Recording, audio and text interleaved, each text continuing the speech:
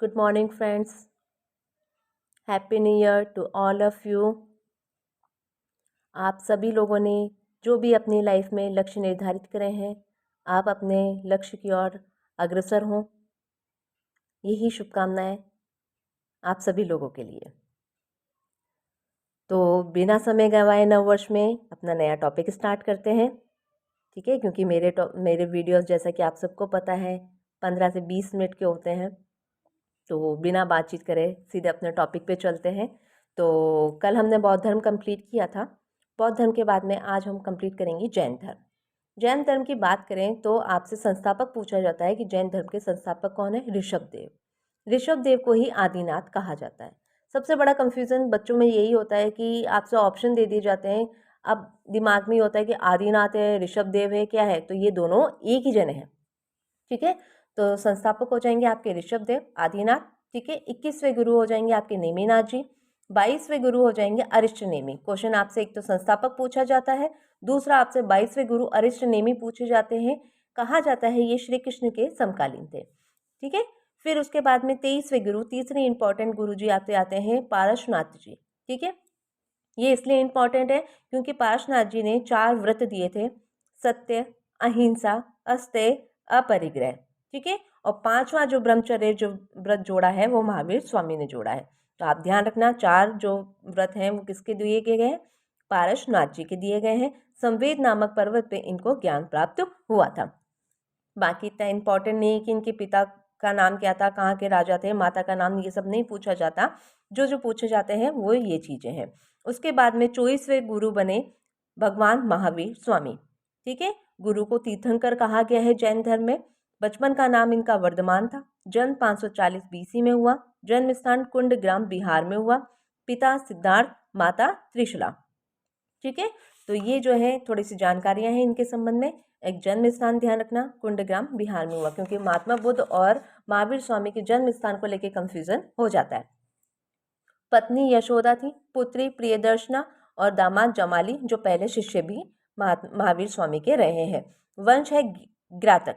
ज्ञातक कुल के जो हैं ये थे, और इनके भाई थे नंदीवर्धन, जिन्होंने महावीर स्वामी ने इनसे अनुमति से ही गृह त्याग लिया था। आप लोग मोस्टली लोग जानते होंगे कि जैन धर्म में जो है लोग गृह त्याग करते हैं और पूरा एक विवाह की तरह इनका समारोह होता है। पूरे गाजे बाजे के साथ, पूरे सम्मान के साथ इनको घर से विदा किया जाता है। उसी तरीके से महावीर स्वामी को भी नंदी वर्मन ने पूरे ढोल नगाड़े के साथ में स्वागत करते हुए घर से विदा किया था, ठीक है। भद्रबाहु के कल्प सूत्र के अनुसार भगवान महावीर ने गृह त्याग के 13 महीने पश्चात वस्त्र त्याग दिए थे, ठीक है। दिगंबर जो जैन धर्म को मानते हैं, जो वस्त्र नहीं पहनते हैं, ठीक है, उसके संस्थापक थे भद्रबाहु। दिगंबर को मानने वाले, जो हम आगे पढ़ेंगे, जो प्रथम जैन संगति हुई थी, उसी के अंदर जैन धर्म जो है 2 भागों में डिवाइड हो गया था, श्वेतांबर और दिगंबर, ठीक है। तो जो दिगंबर है उनके भद्रबाहु थे। भद्रबाहु के कल्प सूत्र है उसके अनुसार बताते हैं कि महावीर स्वामी ने अपने गृह त्याग के 13 महीने पश्चात ही वस्त्र को त्याग दिया था। भगवान महावीर ने 30 वर्ष की अवस्था में गृह त्याग किया। 42 वर्ष की अवस्था में जुम्बिका ग्राम में ऋचुपालिका नदी के तट पर महावीर जी को ज्ञान की प्राप्ति होती है, साल वृक्ष के नीचे। सबसे बड़ा दूसरा कंफ्यूजन आपका आ जाएगा कि भाई दोनों की जगह पूछी जाती है कहाँ पे ज्ञान प्राप्ति हुई, तो इनको होती है जुम्बिका ग्राम ऋचुपालिका नदी के किनारे, ठीक है। भगवान महावीर ने सर्वप्रथम 11 ब्राह्मणों को उपदेश दिए, जिन्हें गणधर कहा जाता है, ठीक है। तो सबसे पहले जो 11 ब्राह्मणों को उपदेश दिया उन्हीं को गणधर की संज्ञा दी जाती है, ठीक है। भगवान महावीर की मृत्यु के समय केवल एक गणधर सुधर्मन जीवित था। भगवान महावीर का प्रथम शिष्य जमाली, मैंने ऊपर भी बताया था आपको, जो इनका दामाद भी था और पहला शिष्य भी था, और पहला विरोध करने वाला भी जमाली ही था, ठीक है। भगवान महावीर के विरुद्ध दूसरा विद्रोह तीसगुप्त ने किया था। 72 वर्ष की अवस्था में पावापुरी में महावीर स्वामी की मृत्यु हो जाती है, और महावीर स्वामी की मृत्यु हो जाएगी, मतलब उनको कैवल्य या फिर निर्वाण की प्राप्ति हो जाएगी, ठीक है। भगवान महावीर की शिक्षाओं की बात करें तो भगवान महावीर ने 5वां व्रत ब्रह्मचर्य दिया। 4 आपको बता दिया पारशुनाथ जी ने दिए, 5वां जो है ब्रह्मचर्य का व्रत किसने दिया, महावीर स्वामी ने। फिर व्रत को भी उन्होंने देखा कि दो तरीके में डिवाइड किया, कि उन्होंने कहा कि भाई ठीक है, जो जैन धर्म का जो भी व्रत का पालन करता है वो बहुत कठोर तरीके से करना पड़ता है उसके लिए। तो उन्होंने कहा कि भाई ऐसा तो है नहीं कि हर कोई साधु बन के ही जैन धर्म के व्रतों का पालन करे। तो गृहस्थों के लिए भी उन्होंने कुछ थोड़े से सरल तरीके से जो है कॉन्सेप्ट दिया, उसको बोला है अणुव्रत। ठीक है, जो गृहस्थ लोग कर सकते हैं, और महाव्रत जो मुनि लोग द्वारा किया जाता है। ठीक है, तो ये दो भागों में इन्होंने डिवाइड किया। ज्ञान के प्रकारों की बात करें तो आपको ध्यान रखना है, जैन धर्म में ज्ञान के कितने प्रकार बताए गए हैं? 5 प्रकार बताए गए हैं। कौन कौन से 5 प्रकार हैं? मति, श्रुति, अवधि, मनप्रय और कैवल्य। एक बार वापस मेरे साथ रिपीट करिए, मति, श्रुति, अवधि, मनप्रय और कैवल्य। मति की बात करें तो इंद्रिय जनित ज्ञान, जो आपके पशुओं को भी होता है। ठीक है, जैसे आपको किसी ने हाथ पे पिंच किया तो आपको पता चला कि मुझे किसी ने पिंच किया, ये कैसा ज्ञान है? इंद्रजनित ज्ञान है। ठीक है, श्रुति ज्ञान, सुनकर होने वाला ज्ञान। आपको कोई पढ़ाता है, आप सुन के उस चीज़ को लेते हो, अपने अंदर आत्मसात करते हो, ये कौन सा ज्ञान है? श्रुति ज्ञान है। फिर अवधि ज्ञान। अवधि ज्ञान मतलब दूर देश का ज्ञान, बाहर कोई दूर बैठा हुआ है, विदेश में है और चिंतन मनन के साथ में वो काम कर रहा है। अगर आप मेरे टाइम के हैं, ठीक है, तो आपने शक्तिमान देखा होगा। शक्तिमान बैठता था और वो ध्यान लगाता था, और ध्यान लगा के उसको पता चल जाता था कहाँ पे कुछ घटना हो रही है। ठीक है, तो सेम वही चीज़ जो है अवधि ज्ञान की होती है। ठीक है, दूर देश का ज्ञान होता है, वैचारिक ज्ञान होता है, चिंतन का ज्ञान होता है। ठीक है, मन प्रय ज्ञान। मन प्रय ज्ञान क्या है? किसी के मन की बात को जान लेना। ठीक है, जैसे कई बहुत पहुंचे हुए साधु होते हैं, आप उनके पास जाओगे वो समझ जाएंगे आप किस लिए आए हो। ठीक है, तो वो ज्ञान होता है मन प्रय ज्ञान। कैवल्य ज्ञान। कैवल्य ज्ञान की बात करें तो ये अंतिम और संपूर्ण ज्ञान है, ये केवल तीर्थंकर को ही होता है।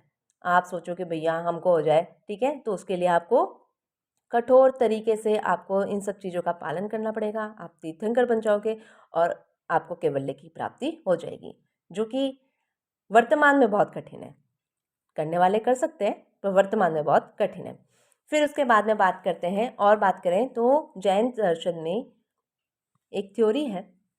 ठीक है, उन्होंने बोला है कि जो जीव है, जीव बताया गया है, ये थोड़ी सी टर्मिनोलॉजी पूछी जाती है आपसे। पुद्गल क्या है? ठीक है, जीव क्या है, संवर क्या है, आश्रव क्या है, निर्जरा क्या है, इनके कॉन्सेप्ट पूछे जाते हैं आपसे। ठीक है, तो हम जीव की बात करेंगे तो जो जो चेतन तत्व है, मतलब हमारी जो आत्मा है, आत्मा को क्या बोला है जैन दर्शन में? जीव बोला है। ठीक है, अब जो जीव है उसमें पुद्गल चिपक जाते हैं। आपका शरीर, आपका शरीर क्या है? पुद्गल है। बाह्य जगत क्या है? पुद्गल है। ठीक है, जो जड़ तत्व को पुद्गल कहा गया है जैन दर्शन में। ठीक है, आपके शरीर पे जो भी चीज़ें हैं वो क्या है? सब पुद्गल हैं। ठीक है, जब कर्म पुद्गल जीव से चिपक जाते हैं तो जीव बंधन में पड़ जाता है। तो बंधन क्या है जैन दर्शन में?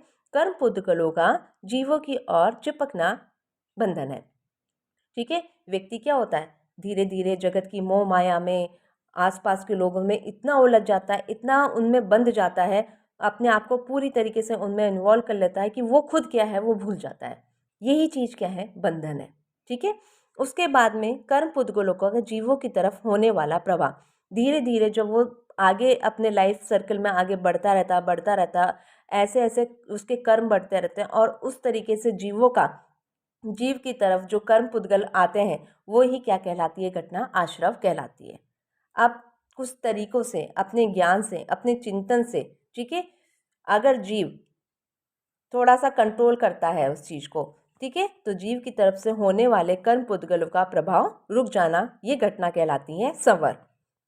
ठीक है, और जीव से चिपके हुए कर्म पुद्गलों का पृथक हो जाना, ये कहलाता है निर्जरा। शरीर से जो आपका पुद्गल हट जाता है, आपका मांस, जो भी चीज़ें हैं, आपका मोह, स्नेह, क्रोध, सब धीरे धीरे जब वो आपसे हट जाता है तो जीव वापस से चेतन अवस्था में आ जाता है, अनंत चतुष्टय की स्थिति में आ जाता है। ठीक है, ये जो घटना कहलाती है निर्जरा कहलाती है, और फिर व्यक्ति को मोक्ष की प्राप्ति हो जाती है। और मोक्ष जो है अंतिम अवस्था है, जब जीव से जड़ जाता है, अंतिम पुद्गल भी जीव से जब हट जाता है, पृथक हो जाता है, तो उसे मोक्ष की प्राप्ति हो जाती है, और जीव जो है बिल्कुल सिद्धशिला, मतलब बिल्कुल आराम से, शांति से, अनंत चतुष्टय, अनंत ज्ञान, अनंत दर्शन की स्थिति में चला जाता है। ठीक है, तो कुल मिला के जैन दर्शन बताना चाहते हैं कि जीव जो है अनंत चतुष्टय प्राप्त हो जाता है, मतलब अनंत ज्ञान, अनंत दर्शन, अनंत बल और अनंत आनंद की प्राप्ति उसको तब होती है जब जीव पुद्गल का जब जीव से पुद्गल पूर्ण रूप से पृथक हो जाते हैं। ठीक है, कुल मिला के कहना चाहते हैं जैन दर्शन कि ये जो हमारी आत्मा है बिल्कुल प्योर है, इसमें किसी प्रकार का छल कपट, किसी प्रकार का कुछ नहीं है, पूरी रूप से आनंद से भरपूर है, पूरे रूप से दर्शन से भरपूर है। ठीक है, पर जब हमारा शरीर में जब ये पुद्गल आके चिपक जाते हैं, बहुत सारे क्रोध, मोह, लोभ, पैसा, भौतिक वस्तुएं, आपके शरीर की चीज़ें, ठीक है, जो ये शरीर के ऊपर जो हमारा कवच, आत्मा के ऊपर जो हमारा कवच, जो हमारा शरीर है, जब ये हमारे आत्मा से चिपक जाता है, ठीक है, तो हम बंधन के मुंह में फंसते चले जाते हैं। ये जैन दर्शन की थ्योरी है। ठीक है, फिर उसके बाद में हम बात करें, जैन दर्शन ने 3 रत्न भी बताए हैं, सम्यक ज्ञान, सम्यक दर्शन और सम्यक आचरण। ठीक है, फिर अनेकांतवाद आपसे पूछा जाते हैं, ये चीज़ें आपसे ज़्यादा डिटेल नहीं पूछी जाएगी कि क्या है क्या नहीं, क्योंकि ये फिलॉसफी में आती हैं ये सारी चीज़ें। आपसे बस इनके नाम पूछे जाएंगे कि इसका संबंध कौन से दर्शन से है, पर एक बार आपकी चीज़ समझी हुई होगी तो आप उसको ज़्यादा टाइम तक अपने मेमोरी में रख सकते हो, इसलिए मैं थोड़ा सा इस चीज़ को समझा रही हूँ। उसके बाद में बात करें अनेकांतवाद। अनेकांतवाद क्या बोलता है? अनेकांतवाद जैन दर्शन का तत्वमीमांसी सिद्धांत है। वो बताता है कि इस जगत में अनेक वस्तुएं हैं और प्रत्येक वस्तु में अनेक गुण हैं। ठीक है, कि आप छोटी से छोटी वस्तु भी देखोगे ना तो उस वस्तु में भी अनेक वस्तुएं आपको, अनेक गुण आपको देखने को मिल जाएंगे। ठीक है, तो ये जो गुण है, ये कुछ गुण नित्य होते हैं और कुछ गुण जो होते हैं परिवर्तनशील होते हैं, और ये सिद्धांत क्या कहलाता है? अनेकांतवाद कहलाता है। ठीक है, कि जगत में अनेक वस्तुएं हैं और प्रत्येक वस्तु में अनेक गुण होते हैं।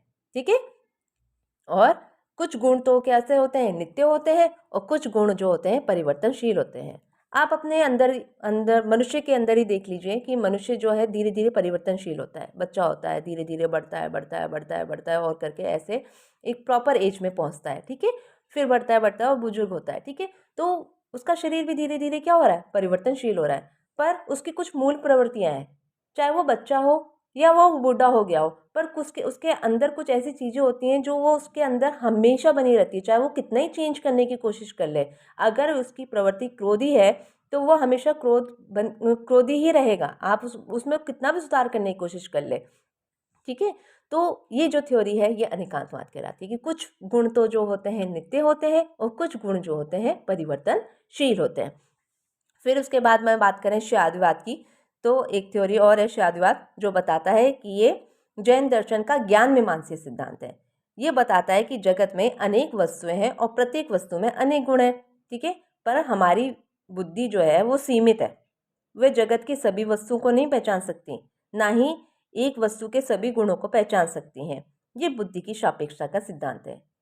अब कई बार क्या होता है, दो व्यक्ति आर्ग्यूमेंट कर रहे होते हैं किसी चीज़ पे, उनको लगता है कि हमको इस टॉपिक के बारे में तो भाई पूरा ही ज्ञान है, तो भाई आपका जो ज्ञान है वो भी सही हो सकता है, सामने वाले का ज्ञान है वो भी सही हो सकता है, क्योंकि आपको नहीं पता, आप उस वस्तु के बारे में पूरी डिटेल या पूरी जानकारी नहीं रखते हो, क्योंकि उस वस्तु में अनेक गुण हैं। ठीक है, इस जगत में बहुत सारी चीज़ें हैं, बहुत सारी चीज़ों में बहुत सारे गुण विद्यमान हैं। हमारी बुद्धि सीमित है, हमको जो समझ में आता है हाँ उस चीज़ को पिकअप करते हैं और उस चीज़ के हिसाब से हम उस चीज़ के बारे में बताते हैं कि भाई ये चीज़ ऐसी है। ठीक है, इसके लिए जो है एक उदाहरण भी दिया गया है कि भाई 7 अंधों को जो है एक हाथी को टच कराया जाता है, किसी को उसकी सूंड के बारे में बताया जाता है, सूंड को टच कराते हैं, किसी को उसकी पूँछ में टच कराते हैं, किसी को उसके पैर टच कराते हैं, किसी को उसके कान टच कराते हैं, और फिर उसके बारे में पूछते हैं कि आपने इस चीज़ में क्या महसूस किया। फिर जिसने पूँछ टच की है वो उस हिसाब से हाथी को डिस्क्राइब करता है, जिसने सूंड करी है वो उस हिसाब से करता है। तो यही बताना चाह रहा है कि व्यक्ति को जो चीज़ को व्यक्ति महसूस करता है, जिस थ्योरी को वो समझता है, वो उसके अकॉर्डिंग अपने आप को रिप्रेजेंट करता है। ठीक है, यही जो सिद्धांत है वो शादवाद कहलाता है। आपको बस इतना सा ध्यान रखना है, ज़्यादा डिटेल में नहीं जाएंगे, आपको सिर्फ इतना सा ध्यान देना है कि ये कैसा है, शादवाद थ्योरी किसकी है, अनेकांतवाद किसका है, त्रिरत्न में क्या क्या चीज़ें आती हैं, सम्यक ज्ञान, सम्यक दर्शन और सम्यक आचरण। ठीक है, उसके बाद में हम बात करें, जैन धर्म कर्म, फल और पुनर्जन्म में विश्वास करते हैं। ठीक है, जैन धर्म के अनुसार प्रत्येक वस्तु में क्या होती है, आत्मा होती है। इसलिए ध्यान रखना कि कभी भी देखना आप जैनी जो लोग हैं कृषि में बहुत कम इन्वॉल्व होंगे, क्योंकि उनको ये लगता है कि भाई हम खेती करेंगे तो हम कितने कीड़े मकोड़ों को मार देंगे। ठीक है, कभी भी देखना आप शाम से पहले खाना खा लेते हैं वो, है ना, तो उनके लिए जो है, क्योंकि वो हर एक वस्तु में, हर एक चीज़ में जो है आत्मा का वास मानते हैं। फिर उसके बाद में बात करते हैं, जैन धर्म ये भी बोलता है कि एक शरीर में एक से अधिक आत्माएं भी हो सकती हैं। ठीक है, फिर उसके बाद में, ये तो इनका थोड़ा फिलोसफिकल टच हो गया, आपसे ये टर्मिनोलॉजी पूछी जाती है, इसलिए ये सारी चीज़ें मैंने बताई हैं आपको। अब जैन संगीतियों के बारे में बात करेंगे। 2 ही जैन संगीतियाँ हुई थी। पहली हुई थी 298 बीसी में चंद्रगुप्त मौर्य के टाइम पे, पाटलिपुत्र में हुई थी, और भद्र जो है भद्र जो है उन्होंने इसकी अध्यक्षता की थी। ठीक है, फिर 512 में वल्लभी में देवरजी क्षमाश्रमण द्वारा जैन संगीति का आयोजन किया गया था। प्रथम जैन संगीति के अंदर ही जो है जैन धर्म 2 शाखाओं में विभाजित हो गया था, दिगंबर और श्वेतांबर। दिगंबर के जो अनुयायी थे भद्रबाहु के अनुयायी थे। भद्रबाहु के रूढ़िवादी को मानते थे, मोक्ष प्राप्ति हेतु वस्त्र को त्यागना जरूरी मानते थे, क्योंकि महात्मा महावीर स्वामी ने वस्त्र त्यागे, और इस अनुयायी को कट्टर तरीके से पालन करने वाले भद्रबाहु, उन्होंने जो शाखा चलाई वो कहलाई दिगंबर, जो वस्त्र नहीं पहनते। महिलाओं को इस जीवन में मोक्ष संभव नहीं हो सकता, ऐसा इनका मानना था। ठीक है, भगवान महावीर अविवाहित रहे और आगम साहित्य को प्रमाणिक नहीं मानते। वहीं श्वेतांबर की बात करें तो स्थूल भद्र के अनुयायी जो है वो श्वेतांबर मानते, सुधारवादी हैं। मोक्ष प्राप्ति के लिए वस्त्र त्यागना आवश्यक नहीं मानते, कपड़े पहनते हैं। ठीक है, महिलाओं को भी इस जीवन में मोक्ष मिल सकता है, इस चीज़ को मानते हैं, और भगवान महावीर विवाहित है ऐसा मानते हैं। ठीक है, आपसे अंतर पूछ सकते हैं आरएस मेंस के हिसाब से कि आप अंतर बताइए। ठीक है, तो अंतर पूछ सकते हैं इसके अंदर। और जो अनेकांतवाद और शादवाद बताया है, ये भी आपको आरएस मेंस में 5 नंबर का जो है टॉपिक आपका आ सकता है। उसके बाद में बात करें दिगंबर और श्वेतांबर की बात करें। ठीक है, तो ये 2 भागों में डिवाइड हो गए, इतना ज़्यादा इंपॉर्टेंट नहीं। दिगंबर 13पंथी, 18पंथी, 20पंथी, ठीक है, ये दिगंबर की शाखाएं हैं, और श्वेतांबर की पुजेरा, ठीक है, स्तनवासी, थेरापंथी, ये सारी जो हो जाएंगी आपकी श्वेतांबर की हो जाएंगी। फिर जैन धर्म का योगदान क्या है, ठीक है, इसके बारे में पढ़ेंगे हम। जैन धर्म की बात करें तो जैन धर्म ने एक सरल और आडंबर विहीन धर्म दिया। ठीक है, बिल्कुल नॉर्मल, गृहस्थ लोग भी कर सकते हैं इसको। ठीक है, जरूरी नहीं है कि आप अविवाहित रह के कठोर तपस्या करके ही आप इस धर्म का पालन करो। तो नॉर्मल जो गृहस्थ जीवन में लोग वे हैं, उनके आधार पर भी सरल तरीके से बताया, और कोई आडंबर नहीं, जैसा आपको लगता है वैसा करो। ठीक है, फिर उसके बाद में जैन धार्मिक आडंबर, कर्मकांड, अंधविश्वास, वर्ण व्यवस्था आदि का विरोध किया। उन्होंने बोला कि जरूरी नहीं है कि आप मूर्ति पूजा करो, हवन करो, यज्ञ करो, इन सब चीज़ों की जरूरत नहीं है, और वो भी हमारे द्वारा ही होगा। अगर हम नहीं करेंगे तो भगवान नाखुश हो जाएंगे, तुम कैसे हवन कर सकते हो। तो ये सब चीज़ों का इन्होंने डिनाई किया। ठीक है, अंधविश्वास, वर्ण व्यवस्था आदि का इन्होंने विरोध किया। जैन ने नैतिक मूल्यों पर अत्यधिक बल दिया, कि उन्होंने बोला सत्य का पालन करना चाहिए, अहिंसा का पालन करना चाहिए। ठीक है, जिससे समाज में नैतिक उत्थान भी हुआ। जैन ने शादवाद जैसे व्यवहारिक दर्शन को दिया, जिससे अगर हम इस थ्योरी को माने तो शायद देश में या आपस में लड़ाई झगड़े ही समाप्त हो सकते हैं। स्थापत्य कला के योगदान की बात करें तो गंग शासक चामुंड राय ने श्रवण बेलगोला में बाहुबली की मूर्ति का निर्माण कराया। तो ध्यान रखना, श्रवण बेलगोला हो जाएंगे, जहाँ पे चंद्रगुप्त मौर्य जो है संन्यास लेने जाते हैं। फिर उसके बाद में रणकपुर और दिलवाड़ा में सूर्य मंदिरों का निर्माण करवाया। रणकपुर जहाँ पे 1444 जो है स्तंभ बने हुए, बिल्कुल एक सिद्ध में इंपॉर्टेंट है रणकपुर पालिका, और दिलवाड़ा में सुंदर मंदिरों का निर्माण भी जैन दर्शन का ही है। और मथुरा और अमरावती शैलियों में जैन धर्म से संबंधित मूर्तियों का निर्माण भी जो है, हम ये जो स्थापत्य कला के योगदान में हम इसको डाल सकते हैं। उसके बाद में बाघ और एलोरा की जो गुफाएं हैं, उससे जैन धर्म से संबंधित चित्र मिले हैं। शिक्षा के केंद्र भी विकसित हुए। ठीक है, और जैन में आर्थिक सुधार जैसे अर्थव्यवस्था विकसित हुई, क्योंकि मैंने आपको बताया कृषि में इन्वॉल्व नहीं थे, तो इन्होंने क्या बिजनेस किया, और इससे क्या हुआ, हमारी जो इकोनॉमी है वो बढ़ी और व्यापार वाणिज्य फला फूला। उसके बाद में जैन धर्म और बौद्ध धर्म में समानताएं क्या है? देखो, अब ये आरएस मेंस में आते हैं, आप एक चीज बात समझ लीजिए, छोटा क्वेश्चन इसमें से नहीं बनते हैं, एमसीक्यूज नहीं बनते हैं, पर आप एक बार देख लीजिए। दोनों अनिश्वरवादी दर्शन है, ईश्वर की सत्ता में विश्वास नहीं करते। नास्तिक दर्शन माना जाता है। बौद्ध, जैन और चारवाक दर्शन को नास्तिक दर्शन मानते हैं और ये ईश्वर की सत्ता में विश्वास नहीं करते। ठीक है।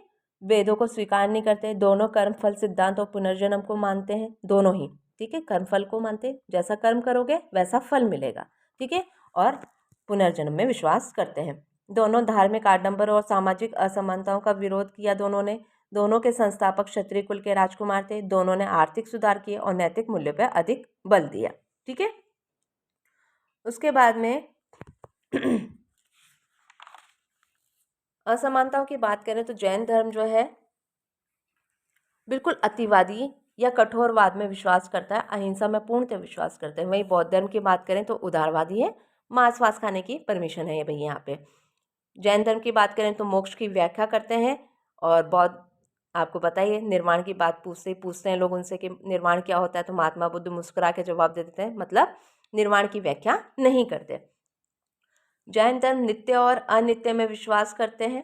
ठीक है, और बौद्ध धर्म के अनुसार जगत परिवर्तनशील है। जैसे मैंने आपको बताया अनेकांतवाद, अनेकांतवाद में बताया था उन्होंने कि जगत में अनेक वस्तुएं और प्रत्येक वस्तु में अनेक गुण है। कुछ गुण तो नित्य हैं और कुछ कैसे हैं, परिवर्तनशील है। ठीक है, तो नित्य और अनित्य दोनों में विश्वास करने वाला धर्म कौन सा है, जैन धर्म। और क्षणिकवाद, वो बौद्ध धर्म बोलते हैं कि जगत की हर वस्तु जो है वो क्षणिक है, कुछ टाइम के लिए है। ठीक है, नित्य आत्मा में विश्वास करते हैं जैन धर्म वाले, और ये बौद्ध धर्म आत्मा को नहीं मानते, विज्ञानों के प्रभाव को ही इन्होंने आत्मा कहा है। इनका विस्तार केवल भारत में हुआ है जैन धर्म का, और बौद्ध धर्म का विस्तार विश्व में हुआ है। ठीक है, तो आशा करती हूँ आपको मेरा ये वीडियो पसंद आया होगा। तो हमने जैन धर्म आज कंप्लीट किया है, कल हम शाक्य धर्म करेंगे, भागवत धर्म कंप्लीट करेंगे, शैव धर्म कंप्लीट करेंगे। ठीक है, ये 3 धर्म कल कंप्लीट करेंगे, तो धार्मिक क्रांति हमारी पूरी कंप्लीट हो जाएगी कल। ठीक है, तो प्लीज़ प्लीज़ प्लीज़ मेरे चैनल को प्रमोट करें, लाइक करें, शेयर करें, सब्सक्राइब करें, अपना सहयोग प्रदान करें। धन्यवाद।